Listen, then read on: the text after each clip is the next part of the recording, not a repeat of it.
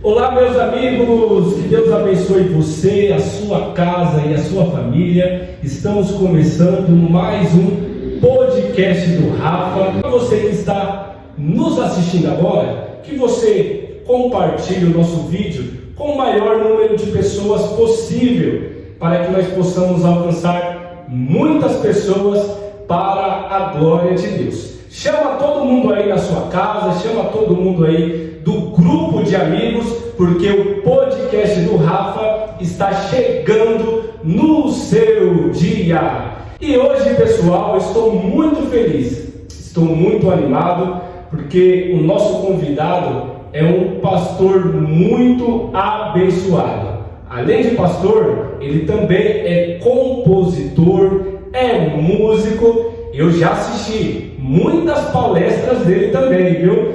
Pastor Osnir, paz do Senhor, pastor Osnir, que bênção te receber aqui no nosso podcast.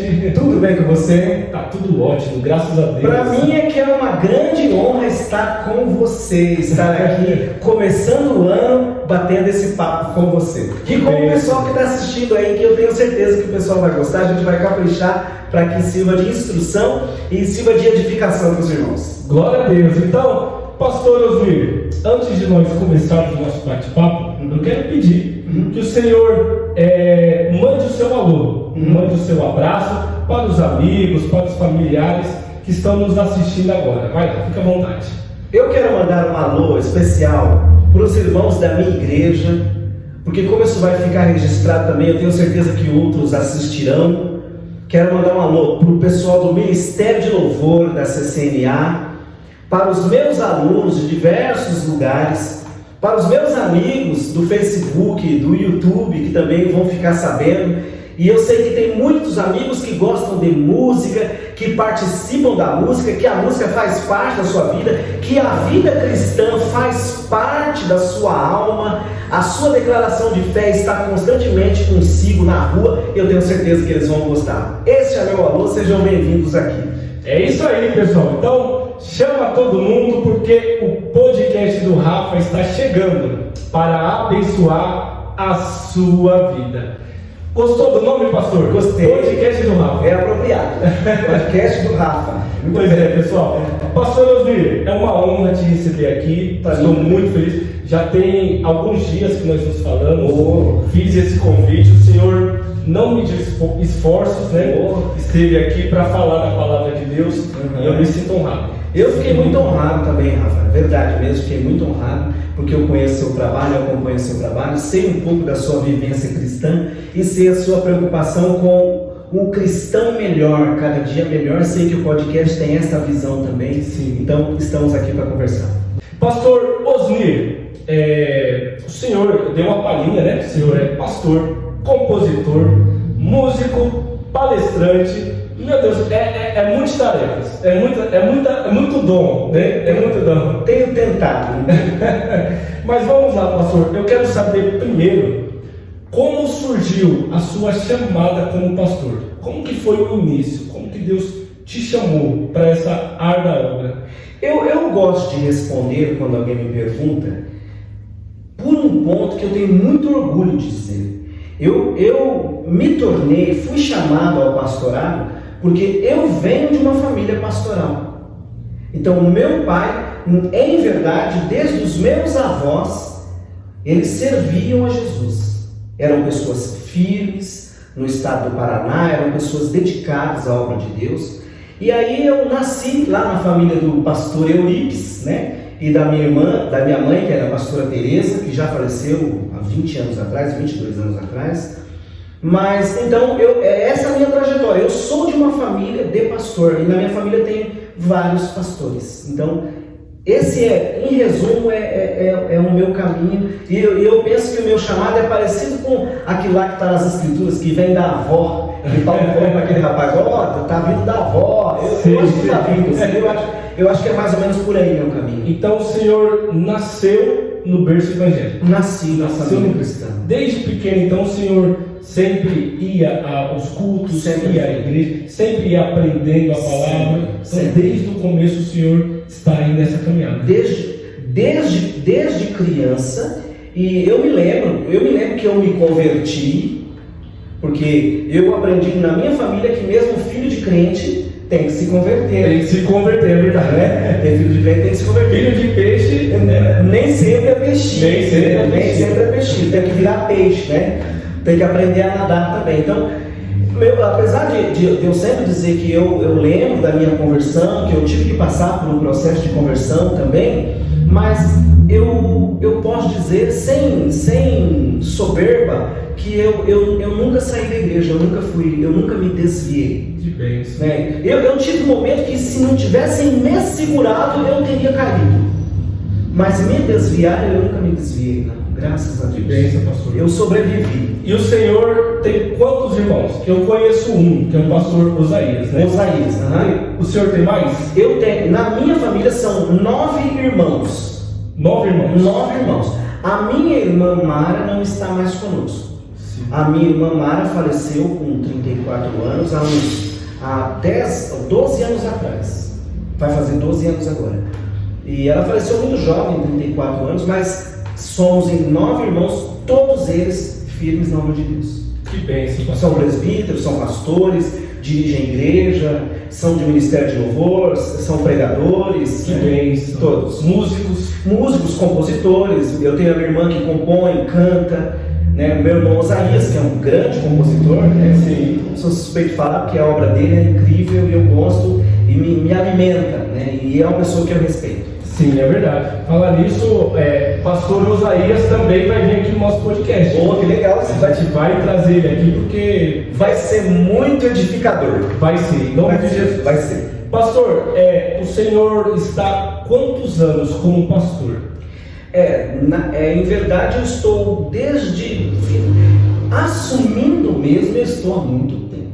Né? Há muito tempo, porque já também na minha família eu aprendi que muitas vezes a pessoa, antes de ser consagrada ao pastorado, já começa a ser chamada de pastor. Sim, isso é verdade. Então eu acho que esse talvez é até um melhor caminho, porque quando as pessoas começam encarar você antes de você ser, é porque pode ser um sinal de que você está indo no caminho certo. É verdade, é porque assim, antes da pessoa ser ungida, geralmente ela já está praticando. Ela já está fazendo, né? Já está praticando. E as pessoas reconhecem isso, né? Então, se eu for responder tecnicamente, então tem mais ou menos uns 11 anos. 11 anos.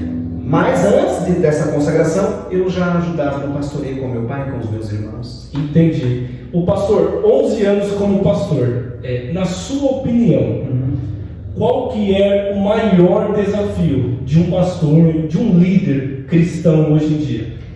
Qual que é o maior desafio, a maior dificuldade? Então, eu até respiro um pouco, porque são muitos os desafios.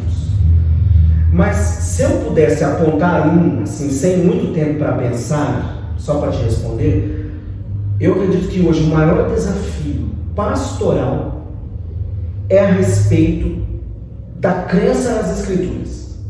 Da crença? Da crença nas Escrituras. Interessante. Por quê? Eu tenho tentado ver, foi bom eu ser filho de pastor, porque eu aprendi a não acreditar em todas as declarações de conversão. Particularmente, eu não acredito. Eu fujo do papel de julgar. Sim. Eu fujo. Mas, já que você perguntou isso, por exemplo, recentemente uma pessoa bem jovem me chamou, que não é da nossa igreja, uma pessoa que me procurou e falou: Osni, me indicaram você, eu quero te fazer uma pergunta. Aí eu morro de medo, entendeu? Mas me fizeram uma pergunta assim, eu não tenho ido à igreja, eu não participo da ceia do Senhor, e eu queria te perguntar o seguinte: se Jesus voltar, ou se eu morrer, eu corro risco de perder a minha salvação? Meu Deus. Então, quando essa pessoa me perguntou, eu vi que o desafio que eu tenho cotidianamente, que é a respeito da crença nas Escrituras, do conhecimento das Escrituras, apareceu de novo naquela pergunta de um adolescente. Olha só. Por quê? A pessoa que perguntou para mim disse que não está indo na igreja, tem dificuldade de ficar em igrejas. Sim. Né? É mais ou menos o que estão chamando, não sei se é o caso daquela pessoa, mas é o que estão chamando de desigrejado. Entendi. E aí eu pergunto, então, mas eu que não estou participando da ceia, eu corro risco de ser condenado? Aí eu respondi assim, ó, como eu estou com essa preocupação com a Bíblia, porque eu penso que a gente tem que voltar a crer na Bíblia, sim, nas escrituras sagradas, então eu respondi, olha, eu não quero me colocar no papel de julgar quem vai para o céu e quem vai para o inferno. sim. Mas como eu acredito que as escrituras são um caminho que a gente está precisando, muito mais do que gente para orientar e dizer cada ponto da vida da pessoa, o que ela tem que fazer em cada ponto da sua vida, eu tenho acreditado que é mais correto que as pessoas voltem para a Bíblia e não que precisem de tutores para responder questões sobre todos os aspectos das suas vidas. Sim. Então eu falei, então como eu não quero fazer esse papel, se você me permite, eu quero ler para você. Aí eu peguei as escrituras em João 6 e eu li uns versículos, gravei um áudio somente com os versículos e aí finalizei falando, eu penso que essa parte das escrituras que eu li podem responder suas questões. Aí o áudio foi e a pessoa voltou depois de um tempo e falou, puxa vida, está tudo respondido para mim. Porque agora eu entendi. Eu não precisei ficar falando assim, vai para o inferno, não vai para o inferno. O que eu fiz? Como eu tenho defendido que o desafio pastoral é fazer as pessoas voltarem para as escrituras, então eu agi eu só li as escrituras e foi muito incrível para mim também, porque quando a pessoa ouviu as escrituras, porque ela poderia ter lido, mas sim, eu estava no papel de ler. Eu só li, não comentei. Eu li e a pessoa ouviu a leitura com a referência, foi ler novamente em casa e falou, eu estou esclarecido. Amém. Olha só, pastor Osmir, o senhor tocou num assunto muito interessante, porque hoje o que a gente mais ouve falar é que eu não preciso ir para a igreja, eu adoro em casa, né?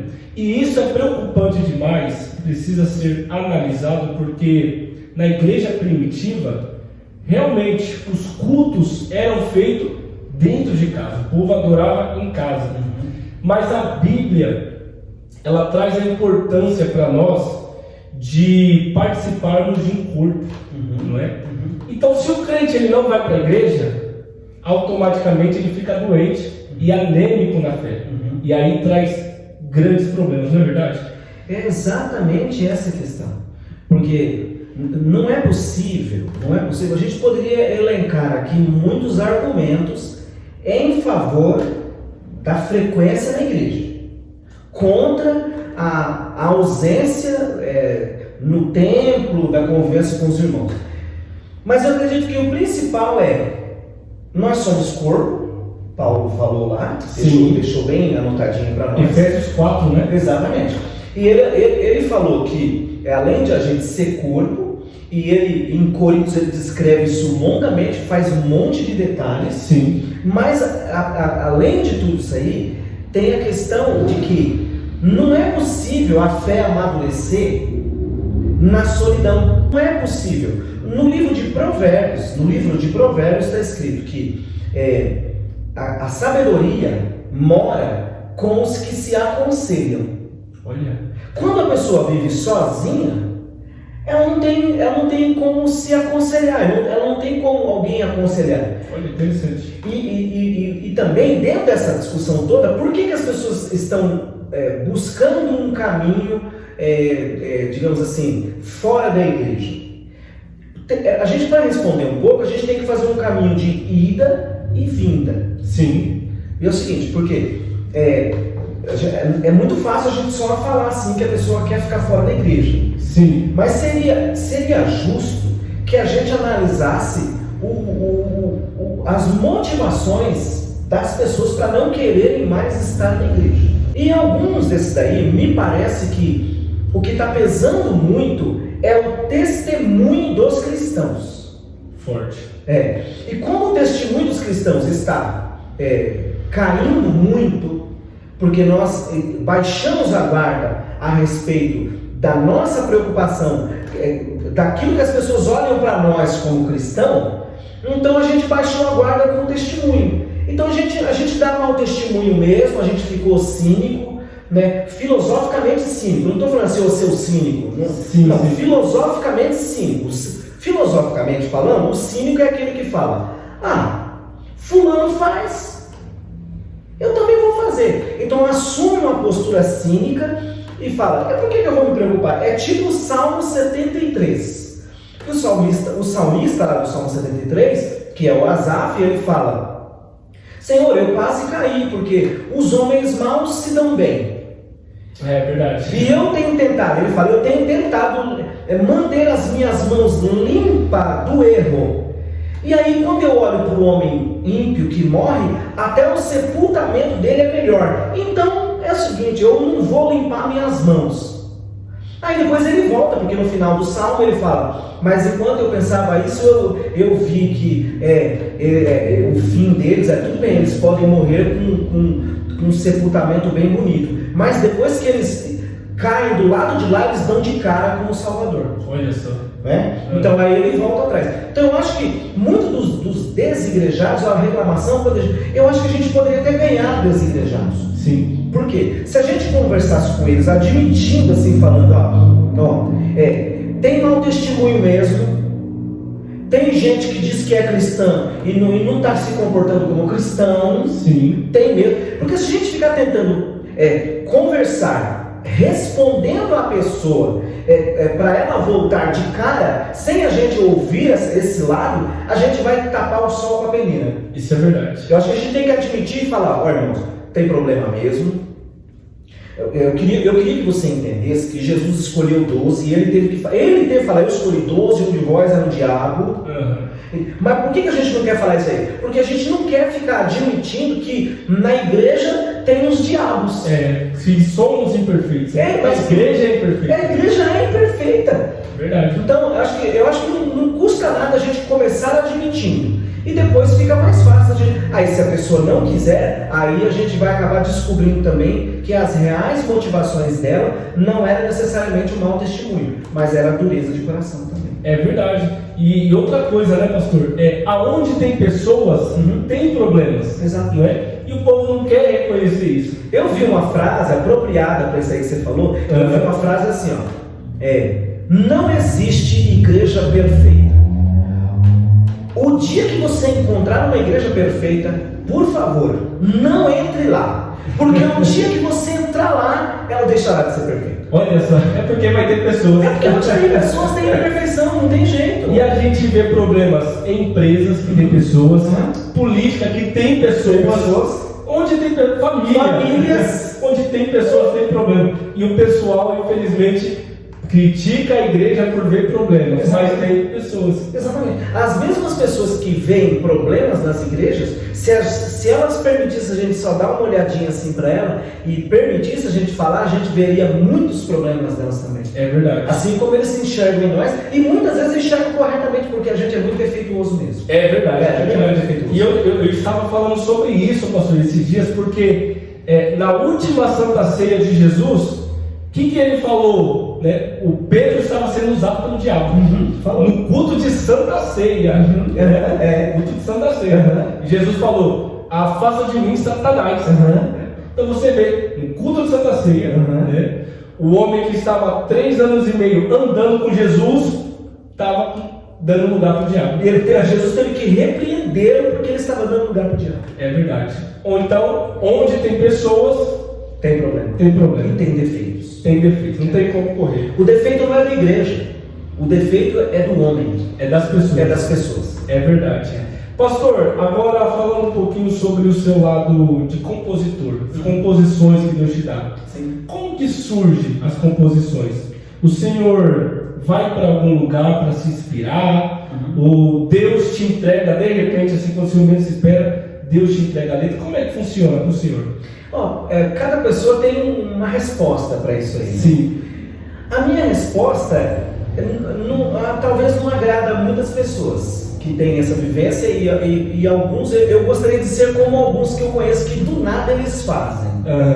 Eu já fiz canções assim bem rápido, mas comigo acontece mais pelo esforço do trabalho. Interessante. Então, por exemplo, eu gosto de fazer canções, eu me recuso a fazer canção que não tenha conteúdo. Sim. Tem que ter um conteúdo. Eu tenho uma mensagem, porque Paulo escreveu que há muita espécie de vozes no mundo, nenhuma delas é sem significação. Verdade. Primeira carta de Coríntios 14:10. Então, baseado nisso daí, então eu entendo que todas as vozes que existem no mundo têm significado, a minha também tem que ter um significado. Então eu sempre ando assim, por exemplo, no carro, eu tenho, agora com o celular, eu tenho um grupo de eu mais eu. Quando eu encontro alguma ideia, eu corro lá e eu anoto. Já anota, né? Eu já anoto aquilo lá. Olha só. E aí também assim, quando eu faço canções sobre a Bíblia, então, por exemplo, eu gosto de ler a Bíblia, eu leio de livros inteiros. Eu pego um livro de uma vez e leio. Sim. Livro inteiro. Por exemplo, eu estou lendo Carta de João. Certo. Então eu pego a Carta de João, eu leio, eu vou anotando as coisas, porque eu vou usar aquilo para palestra, eu vou usar para pregar, mas às vezes eu vejo alguma coisa que serve para fazer música. Olha só. Aí eu falo, aqui tem... Por exemplo, eu estava lendo um livro de Salmos, novamente, eu falei, eu vou ler o livro de Salmos. Aí quando eu cheguei no Salmo 124, eu falei, meu Deus, Salmo já é música. Sim, já é louvor. Já é louvor, mas eu falei, meu Deus, isso aqui eu poderia fazer uma canção, esse Salmo é extraordinário. Rosy, eu tenho uma dúvida sobre isso, sobre as composições. Quando Deus ele te dá a letra, o Senhor já vem a melodia da música ou a melodia é colocada depois da letra? Como é que funciona? Então, às vezes vem a melodia, às vezes eu começo com a melodia. Sim. Às vezes acontece alguma melodia que a gente fica cantarolando assim e tal, e aí eu falo, essa melodia, como boa parte da música no Ocidente corre o risco de ser repetida, sim, porque já o sistema musical do Ocidente ele já está tão discutido, está tão refeito, que é muito possível que você compõe um fragmento que você pensa que é seu, sim, e que pode ser uma memória de alguma coisa que você escutou. Olha só. Então esse é um risco. E a gente pode cair num plágio inconsciente também. Né? Então, mas às vezes vem a melodia e, claro, quando vem a melodia, eu estou sempre buscando um modo de fazer que seja um pouco fora do usual. Assunto fora do usual, melodia fora do usual. Sim. Acompanhamento fora do usual. Sim. Eu sempre busco, porque eu acredito que Deus pode fazer coisas diferentes para pessoas diferentes. Que legal. Então é sempre um desafio, porque muitas pessoas acabam às vezes não gostando. Então as pessoas que tem muita gente que fala, mas muitos falam, que interessante que ficou. Puxa vida, você fez uma música diferente mesmo. Né? Então aí sobre o caso do filme Milagres no Paraíso, sim, que é da menininha, quando eu assisti ao filme, eu fiquei tão assim com a história que eu interrompi o filme e peguei lá meu celular e comecei a anotar. Eu comecei com algumas frases que as duas crianças falam entre si. Sim. Porque lá as duas crianças elas discutem sobre a morte. São duas crianças falando sério sobre a morte. Sim. Falando sério sobre o que elas perceberam do médico, porque uma criança fala para a outra, você viu que o médico é feliz?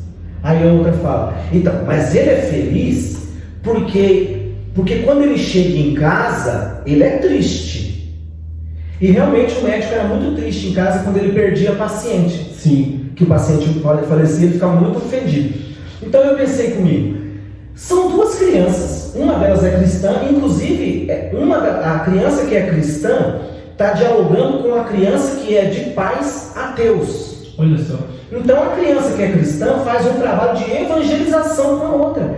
Tanto é que o pai ateu não vai gostar, ele vai repreender, chama as famílias e fala, eu não quero que fique pregando de Jesus para minha filha e tal. Sim, sim. Então quando eu vi aquilo, eu falei, meu Deus, isso aqui dá para fazer uma música sobre evangelização, sobre a fé cristã compartilhada. Puxa vida, essa música pode ser feita um trabalho específico de capelania. Eu pensei em muitas coisas, sim, muitas coisas. E como eu tinha escrito um livro sobre capelania, eu estava escrevendo um trabalho sobre capelania, e eu tinha muitas anotações e eu reflito sobre capelania há muito tempo, porque minha família faz capelania musical há muito tempo. Sim. Que a gente vai visitar alguém, leva a música, sempre leva um violão para tocar, né? Vai visitar alguém num hospital, se os médicos autorizam, a gente leva um instrumento. Então, por causa disso, o livro nem estava pronto ainda, do livro que eu estava escrevendo sobre capelania, mas as discussões sobre capelania estavam comigo. E eu falei, vou fazer uma canção que dê para discutir isso daí. Entendi. Olha só. Porque dependendo do trabalho que você faz, é um trabalho espiritual, é um trabalho de evangelização, mas dependendo do trabalho que você faz com a música, não pode ser qualquer música. E às vezes, ao contrário do que a gente possa fazer em culto, que é válido, perfeitamente válido, às vezes em algum trabalho de capelania que você faz, você tem que levar a canção mais triste do mundo, não é a canção para alegrar. Sim. Porque muitas vezes a gente erra porque a gente está toda hora tentando cantar canção que vai alegrar as pessoas, Mas a Bíblia diz que é para a gente chorar com o que chora. Os que choram, exatamente. Então, dependendo do lugar que você vai, você não pode levar. Porque a própria Bíblia fala que se a pessoa estiver chorando e você ficar cantando canção perto dela, tiver muita luta, você também trabalha contra a sabedoria. É verdade. Então, Provérbios diz isso. Então, às vezes para você conseguir fazer um trabalho com aquela pessoa, tem que ser uma canção triste. Não é uma canção depressiva. Sim. É uma canção que discute com sinceridade, com esperança sobre a morte e sobre a ressurreição, por exemplo. Sim. Meu irmão Osaías, ele tem um hino que normalmente eu faço com ele, esse hino eu toco para ele. E o hino chama Pedacinho de Mim. E é um hino que ele fez que a gente é chamado para cantar em velório. Olha só. Porque tem gente que chama. Por quê? Porque é uma canção que é assim, ó. Ela não está preocupada em fazer ninguém dar risada. Ela está preocupada. Como eu dou aula sobre esse assunto, então eu tenho falado da música do meu irmão por aí. Eu espero que o meu irmão entenda a colocação. Mas eu tenho falado que essa canção do meu irmão é uma canção de desengasgar as pessoas. Entendo. Porque a morte, ela entala. Ela entala a família, ela entala quem ficou. A gente quer curar com um hino alegre. E muitas vezes é um erro. Porque você precisa de um hino que desentale, que faça a pessoa chorar de verdade. Você não vai fazer hino para a pessoa chorar. Sim. Você vai fazer um hino para a pessoa desentalar. Exatamente. Aí a pessoa é curada. Ela pode ser curada. Olha só, interessante. Bom, pessoal, eu quero fazer um agradecimento especial à Clínica de Estética Cíntia Landes. É isso mesmo, a Clínica de Estética Cíntia Landes tem sido uma grande parceira aqui do nosso podcast. Você que deseja fazer limpeza de pele, depilação, maquiagem, não é? Microagulhamento capilar e diversos outros procedimentos, não pode deixar de conhecer a Clínica de Estética Cíntia Landes, que fica aqui no centro de Francisco Morato. Consulte, faça o seu agendamento pelo telefone 11 97737 4606. 11 97737 4606. Entre em contato com a Clínica Integrada Cíntia Landes e faça o seu agendamento para uma grande avaliação. E também eu quero agradecer a loja Casa Nós, é isso mesmo. Tudo que você precisa para utensílios da sua casa, pode contar com os nossos amigos da Casa Nós. Inclusive, a iluminação aqui que nós estamos usando é um presente da Casa Nós para nós aqui do podcast do Rafa. Então você que deseja estar conhecendo o portfólio e os produtos da Casa Nós, entre em contato pelo WhatsApp 11 991 81 0294. Loja Casa Nós, que fica aqui em Francisco Morato, tá bom? E você também que deseja fazer parte do nosso time, estar junto conosco para levar a palavra de Deus, entre em contato nas nossas redes sociais, porque nós iremos estar juntos para levarmos a palavra de Deus. Pastor Osmir, continuando aqui a nossa conversa, nós temos um quadro do nosso podcast que se chama Sou um Milagre, não é? Todos nós somos um milagre. Todos nós somos. Eu mesmo, né? Quem me conhece sabe muito bem que Deus me curou de uma leucemia, né? Quando os médicos dizem que era impossível, Deus ele agiu no impossível. Ele age sempre. Estamos aqui hoje. Mas eu queria saber do Senhor, né? O Senhor é um milagre. Poderia compartilhar conosco algo que Deus fez na sua vida? Eu sou um milagre. Eu sou. E eu tenho contado, mas não vou me cansar de contar nunca, que quando eu era bebezinho no Paraná, eu nasci em 75. Em 1976 teve um surto de meningite no Brasil. Olha só. E infelizmente foram muitas vidas perdidas. O senhor morava aqui em São Paulo? Não, eu morava no Paraná. Paraná. Eu nasci no Paraná e isso aconteceu lá perto de Curitiba, mais do centro para o sul do Paraná, onde eu nasci. Sim. Eu nasci em Ortigueira, no estado do Paraná. E no sudeste do Brasil, eu soube depois, né? Teve um surto muito grande de meningite no Brasil. Olha só. E eu fui uma das vítimas.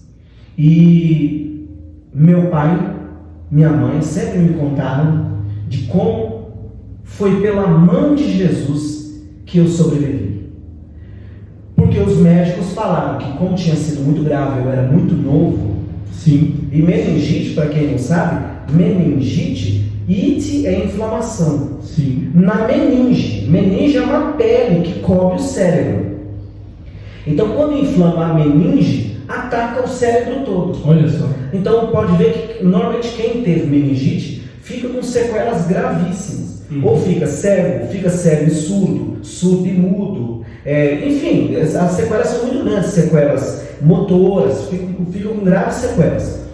E eu não tive sequela nenhuma, não fiquei com nenhuma sequela. E minha família brinca, né, para aumentar também nossa fé, minha família brinca e fala: puxa, eu acho que esse meningite aí foi bem para você. Que ao invés de me prejudicar essas coisas, Deus foi tão bom comigo que eu considero que eu tenho uma boa memória. Olha só. Eu tenho uma facilidade para entender determinadas coisas. Então não me prejudicou em nada, não me prejudicou em nada. Então eu posso até falar com alegria, eu posso falar: então Deus usou aquilo lá para me abençoar, porque minha vida foi muito abençoada e eu sobrevivi sem sequela nenhuma, e eu só tenho que louvar a Deus. Para a medicina, Não a tinha pessoa teria sequela, não teria jeito, muitos pacientes morrem. Sim. Ou as consequências são muito graves. Sim. Eu não fiquei com sequela nenhuma. Que coisa boa. Eu era bebezinho, então eu considero que eu sou um milagre. Glória a Deus por isso. Olha que coisa boa, né? Que coisa boa, pastor. É bom demais. Isso porque eu não vou falar da minha família, de tantas coisas que Jesus fez na minha família. De pessoas que são milagres. Eu sempre digo assim, pastor Mozinho, se milagre não fosse bom, Jesus não teria feito. Exatamente. Porque milagre, irmãos, é coisa boa. Milagre é a prova que Deus está conosco e Ele é poderoso. E tudo acontece somente se for da permissão dele. Não é, pastor?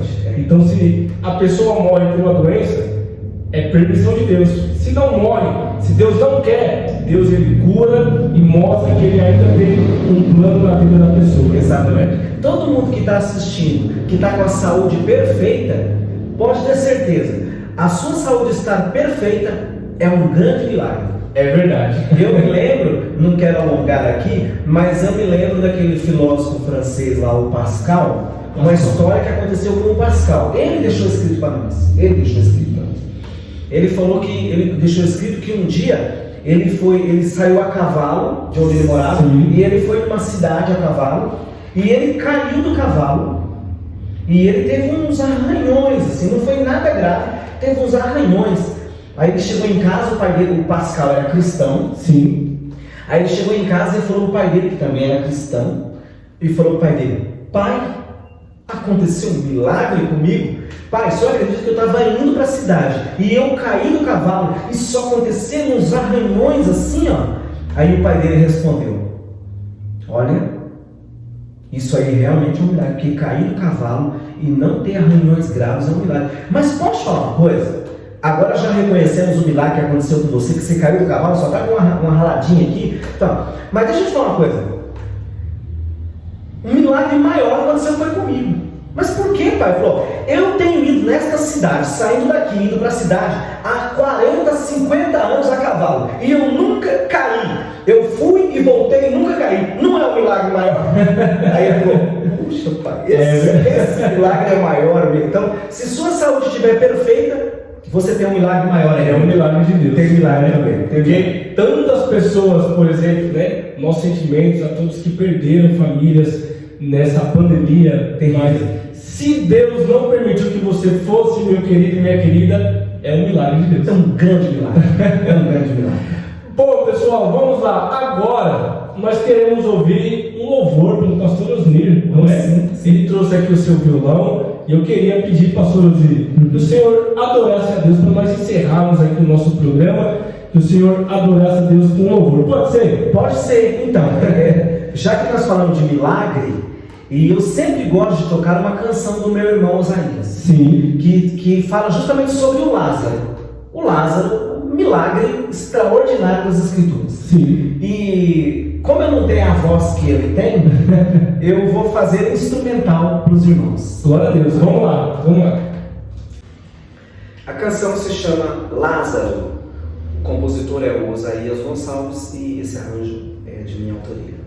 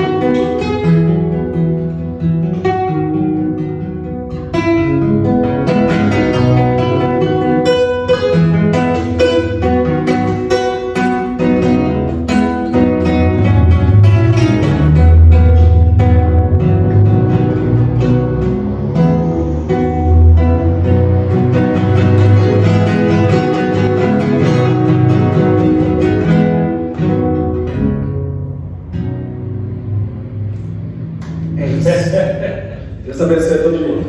Glória a Deus. Pastor Osni, obrigado, meu pastor. Muito obrigado pela sua presença, pelo Senhor estar conosco aqui no nosso podcast, no nosso programa, trazendo a palavra de Deus, falando das coisas de Deus. É um presente de Deus para mim, poder ter a sua amizade e a sua companhia aqui no nosso programa, pastor. Amém. Foi uma honra para mim também. Para mim que foi uma grande honra estar com você.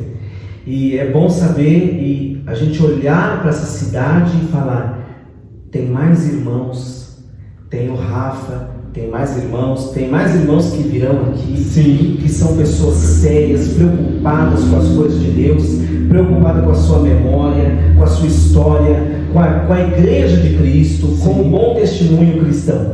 Então, para mim foi uma grande honra estar com você, que compartilha desta fé, desta preocupação com as coisas de Deus. Deus abençoe. Glória a Deus. Obrigado, pastor Osni. Deus abençoe. Deus abençoe. Amém. Queridos, então eu te aguardo na semana que vem com mais um episódio do podcast do Rafa. Fique ligado, nós estamos aqui para trazer a palavra de Deus e para abençoar a sua vida. Um grande abraço aos nossos amigos da Clínica de Estética Cíntia Lanz e também da loja Casa Nós. Inclusive, essas lâmpadas aqui, são da empresa Casa Nós, que nos abençoaram com uma grande iluminação aqui em nosso estúdio. Muito obrigado, gente. Um abraço, que Deus os abençoe e até a próxima. Tchau, Deus abençoe.